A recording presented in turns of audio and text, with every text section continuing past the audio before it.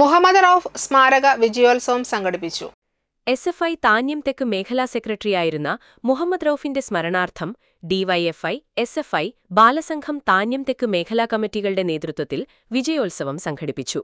Higher secondary പരീക്ഷയിൽ 1200-ൽ 1200 മാർക്കും നേടിയ KR ആര്യ, ഫാർമക്കോളജിയിൽ ഡോക്ടറേറ്റ് നേടിയ ഡോക്ടർ VA ഫസീല, കഴിഞ്ഞ 23 വർഷമായി SSLC പരീക്ഷയിൽ തുടർച്ചയായി 100% വിജയം കൈവരിച്ച Nalanda government higher secondary school എന്നിവരെ ചടങ്ങിൽ ആദരിച്ചു.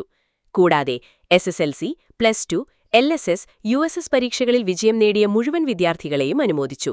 കവിയും ഗാനരചയിതാവുമായ എങ്ങണ്ടിയൂർ ചന്ദ്രശേഖരൻ വിജയോത്സവം ഉദ്ഘാടനം ചെയ്തു. സംഘാടക സമിതി ചെയർമാൻ TV മദനമോഹനൻ അധ്യക്ഷത വഹിച്ചു.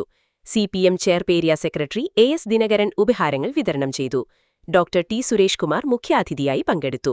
വിമുക്തി മിഷൻ ജില്ലാ കോർഡിനേറ്റർ ഷെഫീഖ് യൂസഫ് ലഹരിവിരുദ്ധ സന്ദേശം നൽകി. DYFI ചെയർപ്പ് block secretary AS Jimshar, panchayat president NA Peethambaran, retired DDK KH Sajan, SFI area secretary MP Ananthu, Balasangham area coordinator KV Sathi, DYFI മേഖലാ സെക്രട്ടറി KN നിധീഷ്, SFI മേഖലാ പ്രസിഡന്റ് അവന്തിക MB എന്നിവർ സംസാരിച്ചു. അരിവിപ്പുറത്തൊരു ക്ഷേത്രമുണ്ട്. ആ ക്ഷേത്രത്തിൽ മറ്റു ക്ഷേത്രങ്ങളുടേതുപോലെയുള്ള വലിയ ആഘോഷങ്ങളോ തീർപ്പുകളോ വിളക്കുകളോ പൂക്കളോ ഒന്നും ഉണ്ടാവില്ല. പക്ഷെ ക്ഷേത്രത്തിന്റെ മുകളിൽ ഒരു വാക്യം എഴുതി വെച്ചിട്ടുണ്ട്. എന്താണെന്നറിയാമോ? ജാതിഭേദം മതഭേദമില്ലാതെ സർവരും സോദരത്തേനെ വാഴുന്ന മാതൃകാസ്ഥാനമാണ്. ആ ഗുരുവാണ് നമ്മളോട് പറഞ്ഞത് വിദ്യ കൊണ്ട് പ്രബുദ്ധരാവുക എന്ന് പറഞ്ഞത്.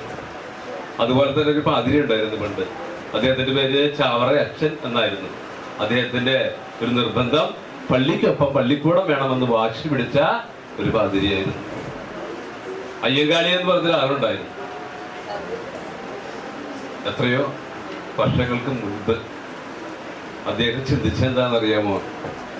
എന്തുകൊണ്ട് ഞങ്ങളുടെ മക്കളെ അക്ഷരം പഠിപ്പിക്കുന്നില്ല, അവർക്ക് എന്തുകൊണ്ട് അറിവ് നൽകുന്നില്ല എന്നുള്ളത് അവർ വല്ലാതെ ചിന്തിപ്പിച്ചു.